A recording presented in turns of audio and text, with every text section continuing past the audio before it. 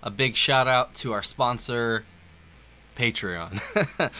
If you want to get a video just like you're about to watch right now, join the $30 tier up. You get 1 to 2 free requests a month, depending on the length of the song or songs. There's also a PayPal as well in the description if you want to send a request or a tip in that way. It's much appreciated. Thank you for watching, guys, seriously. And I hope you enjoyed this video about to watch.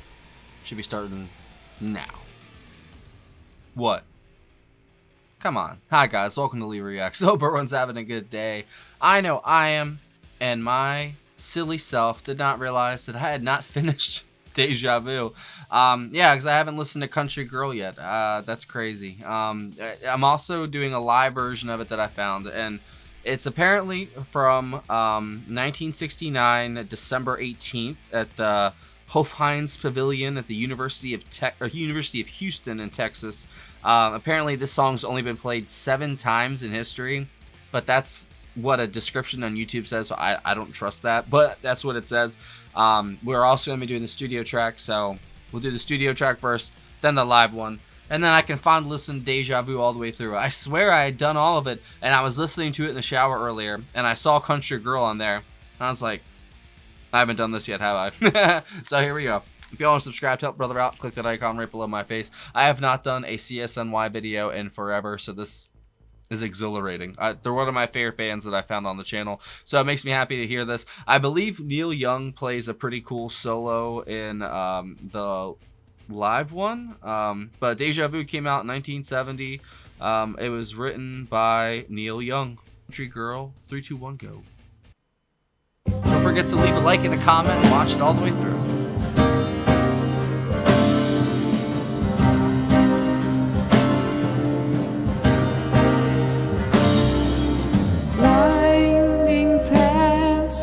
Tables and glass, first fall was new.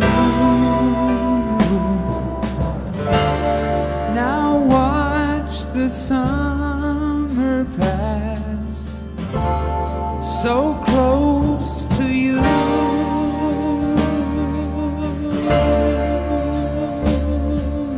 I love his voice so much.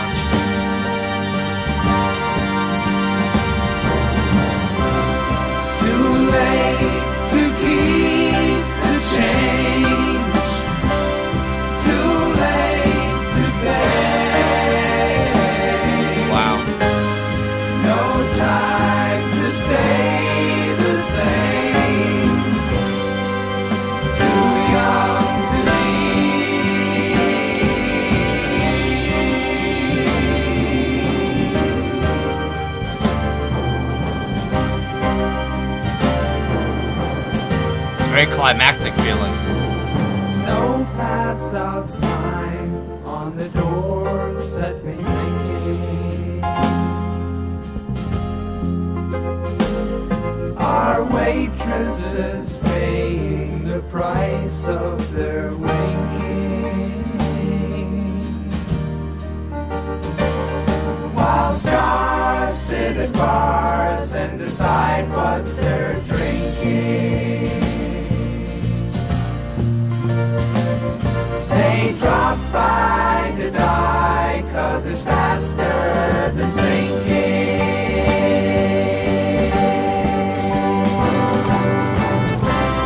Too late to keep the change, too late to pay.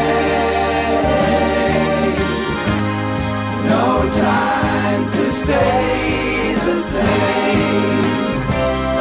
Too late to keep the change, too late to pay. Wow. No time to stay the same, too young to leave.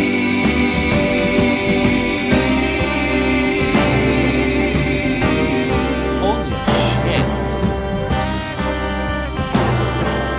How have I been missing this song? Find out that now was the answer to answers that you That harmony, man. gave later. She did the things things that we both did before now. But who forgave her? If I could stand to see her crying, I would tell her not to care.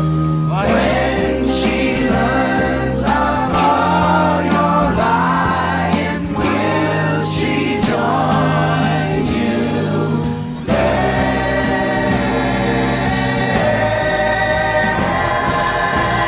Sounds so familiar. Huh. This album really is Deja Vu in audio form. I think you're pretty. Got to make you understand. Have no lovers in the city. Let me be your countryman. Ah, that organ is awesome. Got to make you understand. What a talented songwriter, bro. Got to make you understand.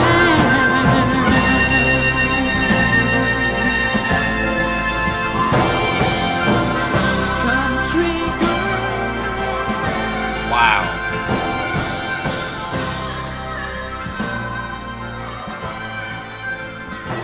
And I think that's the last full song on the album. I think the next one is like a minute long or something. Man, that's climactic as hell. Well, I finally heard the end. That's crazy. I love this album, so. Alright, this is the unreleased live version from Texas, 1969.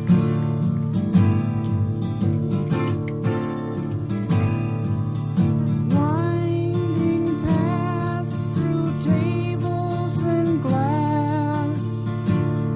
First fall was new. Now watch the summer pass. So close to you.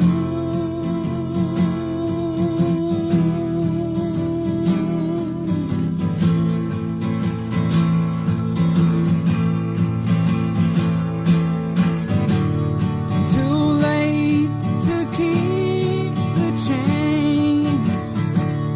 Too late to pay. Neil is a treasure, bro. No time to stay the same. Honestly, everyone in this band is. Dallas Taylor, Greg Too Reeves, everybody. young to leave.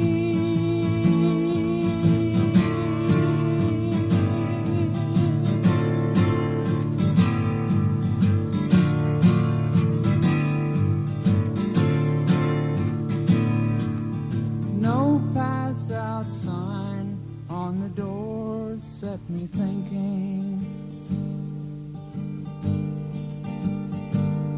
Our waitress is paying the price of their winking, while stars sit at bars and decide what they're drinking. They drop by to die 'cause it's faster than sinking.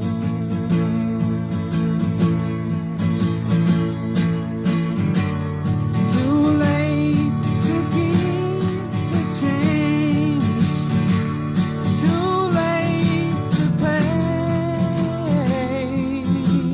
This almost captures No time to stay some of the Buffalo Springfield the stuff. same. Too late to keep the change. Too late to pay. Expecting to fly a No little bit. time to stay the same. Too young to leave.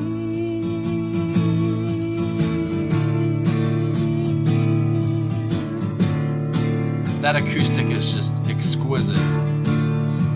I guess that still is the Neil playing.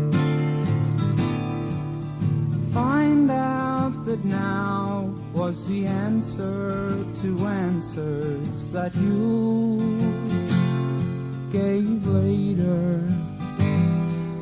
She did the things that we both did before now, but who forgave her? If I could stand to see her crying, I would tell her not to care.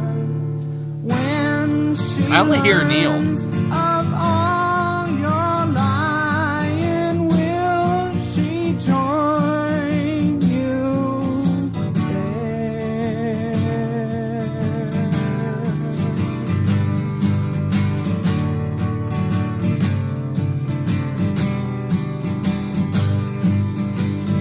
Country girl, I think you're pretty. Got to make you understand. Have no lovers in the city. Let me be your countryman. Wow. Got to make you understand.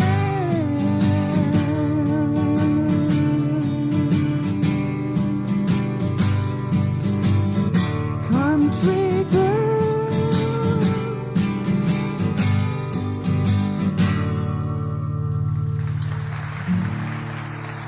Wow. That's I'm guessing that's just a Neil Young solo version. I don't know if that's like Neil Young and Crazy Horse or something, because I don't think that was CSNY. I didn't hear any of the harmonies in the live version. I didn't hear any like percussion really. I think that was just Neil doing like an acoustic version. But I could be wrong. I don't know. Maybe they were just letting Neil sing it all. For all I know, I don't know. But it had the exact date of the show and stuff, so I guess I don't know. Whatever it was though, it rocked. That was the studio track and the live one. They are very similar, like basically note for note up until that ending where he kind of just starts singing it way higher than he did in the studio track. I got chills, bro. Like that was, oh my god, that was like peak Neil Young right there. Like the master, the king of grunge, literally, like years before the genre happened. But it's not even just that, like he can just tap into like, I don't know, something so like emotionally primal or primally emotional about us, whatever way you want to say that.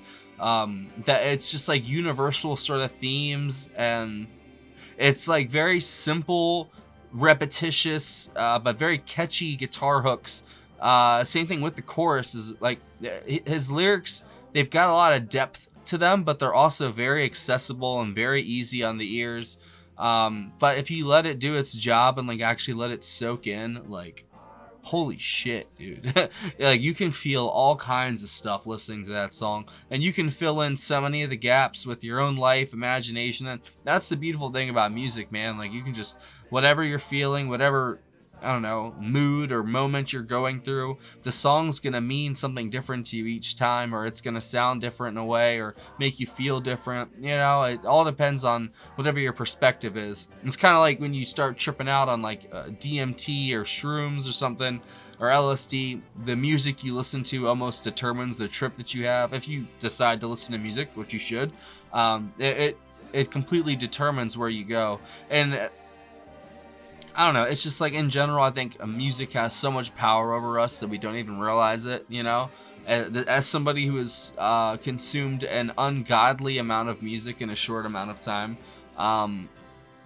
it definitely has power over you in ways that I don't think we truly understand, you know, because our hearing and audio and all that, like anything that involves the senses, I feel like can be manipulated. You know, there are very few immutable things in life, in our reality at least, and it feels like everything's malleable and changing ever. You know, it's never it's like a fluctuating state of things. It's just always fluctuating. It's never actually still. And that might just be our electric universe or whatever you want to call it, you know, but everything just kind of moves and moves and it never really stops, you know. Even if it comes back to the same place it was before, it continues to move no matter what. It never stays still. I don't know how we got there, but that we did. All right, so yeah, Country Girl wasn't a single. It was released obviously on Deja Vu in 1970. Apparently it's made up of 3 distinct segments. Whiskey Boot Hill was the first one. I guess, and Young had actually worked on that in 1967 and released a string quartet arrangement on his own solo debut album, Neil Young. The second section, Down, Down, Down, was from a song that Neil Young had recorded with Buffalo Springfield, which had not been released. I knew it. I could feel the Buffalo Springfield within it. It was eventually released in the Buffalo Springfield box set in 2001. Country Girl, I Think You're Pretty. Okay, so music lecturer Ken Beeland finds that lyrics seem to be rather obscure, but notes that the song seems to be set in a bar and the subject of the song seems to be a waitress. He notes that a common Young theme of Neil Young theme of fascination with the culture of celebrity seems to be reflected in the lyrics, where stars sit in bars. Evocative images that seem suffused with nostalgic lament and regret. God, I wish I talked like that. He finds the last part to be a romantic plea for the girl to let him be her country man. An achingly pretty, brooding minor key ballad. Huh.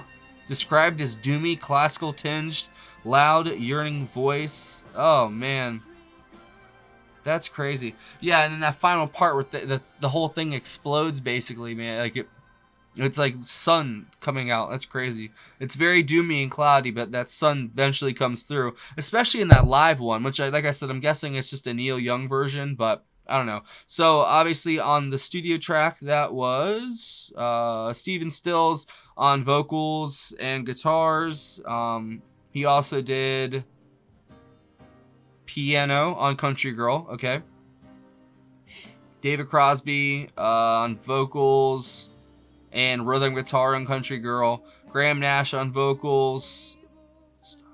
So hard. There's so much stuff. He did rhythm guitar, percussion. Okay, Neil Young on guitars and vocals, and pipe organ, harmonica, and vibraphone on country organ. And then Greg Reeves, bass, Dallas Taylor on drums, and that is it. Man, yeah, I was wondering what that synthesizer or whatever was going on, that because you could definitely really hear it underneath. Like they layered everything really good in that studio track, because underneath all of it was like the vibraphone and the synthesizer and the organ, all that. You could hear it underneath everything, but on top was like the drums, the guitar, and stuff like that. The way the acoustic kind of drove the song, and very, like I said, it's that Neil Young hallmark of like repetitious guitar riffs, but they just get like etched into your soul, bro. Like I find myself coming back to Neil Young a lot, but it also puts me in a very strange mindset. Like I'm happy, but I'm sad. It's like that melancholy that he's like, you know, very, very known for. It really affects me. I've noticed that.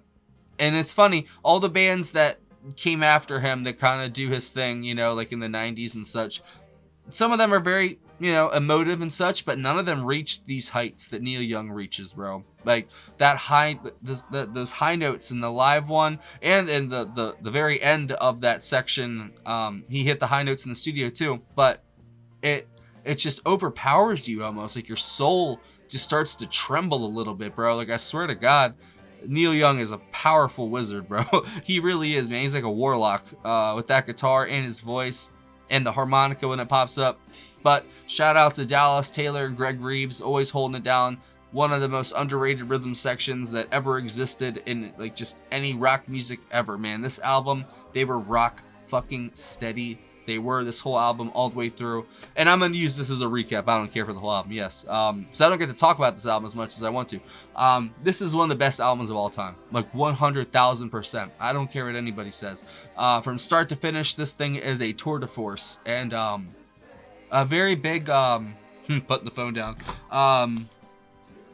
It's a very, what's the word? It's almost like this is the zeitgeist of the exact year it came out, like 70, written in 69. Some parts probably written throughout Neil Young, Buffalo Springfield, the other bands and such, the Hollies, because I think Nash had a couple Holly tracks he didn't use or something like that. I don't know, but they just all came together at the perfect time. It's almost like it was meant to be, you know, with Mama Cass in the house and the vocals and everyone trying and just all working out. The Woodstock performance coming out to the 69 release, then to Deja Vu. I mean, like, and then they were gone. I mean, they were CSN 77, but they were gone after that. That's it. It's a wrap, you know what I mean? Like, they just came in. It's sort of like Jimi Hendrix, man. They just come in and fucking meteor, comet, whatever you want to call it, going across the sky, and then it's just gone, you know? And like it warms us mortals for like a year and then it's just gone. I mean, the remnants are still here, but I don't know. I'm just rambling at this point. I really love this album. And I can't believe I didn't do this song. Like literally, I was in the shower like an hour ago and I was like about to play, almost cut my hair like I always do. And then I looked, I was like, Country Girl. I did Country Girl, right? And I was like, wait, no, I didn't. So I came and I checked my, you know, content library basically, and nope, never done it. Never even done like a single version, nothing like that. So I'm glad I finally fixed that problem. That's easily one of my favorite songs in the album, and that's tough. That's a tough nut to crack, bro. I already love this album so much. To say that this is in the top 5 songs from this album, that's saying something, bro. But that's just the power of Neil Young, dude. And a lot of my patrons have put me in the right direction with him. Like I did the whole Buffalo Springfield Again album, you know. I did their Greatest Hits album. I think Joel requested that a few months ago, and I did that whole album. And it was just fantastic, bro. Anything Neil Young or Steven Stills, any of these guys are involved with, it's just magic. And yeah, I'm very glad we did that. So hopefully y'all enjoyed that. I would also be remiss if I didn't say something about the vocal harmonies in the first track as well. Because in the second one, it was just Neil singing. But the vocal harmonies, obviously, are always, especially on this album for CSN, they're very haunting. Like, they were beautiful on the first album, but on this album, there's something so haunting about their harmony. It's almost like you've heard it before. Literally, like the song Deja Vu, like what they talk about in that song, that's literally what this album feels like. Just, I've heard it all before, but I haven't. You know, I don't know exactly what they tapped into with this album, but they really did tap into something very special, I feel like. Steven Stills, David Crosby, Graham Nash, and of course Neil Young. Some of the best artists of all time together in one band with a killer rhythm section. You can't go wrong, bro. I mean, seriously, you can't. I love the way that Stills, I mean, obviously, all of them, they're playing guitar basically on this track. The way the acoustic just layered up perfectly. And it was very climactic and doomy feeling, like the adjectives that keep popping up. And I really enjoyed that, man. That was just, that was such a steady, doomy track. Like, it was just such a Neil Young track through and through, bro. Like, it really, really was. If you have any other recommendations by Neil Young, anybody like that, leave it down below. Sorry I've been yapping so long. I just, I really love this band. And now I can finally fucking listen to the album all the way through. Let's go.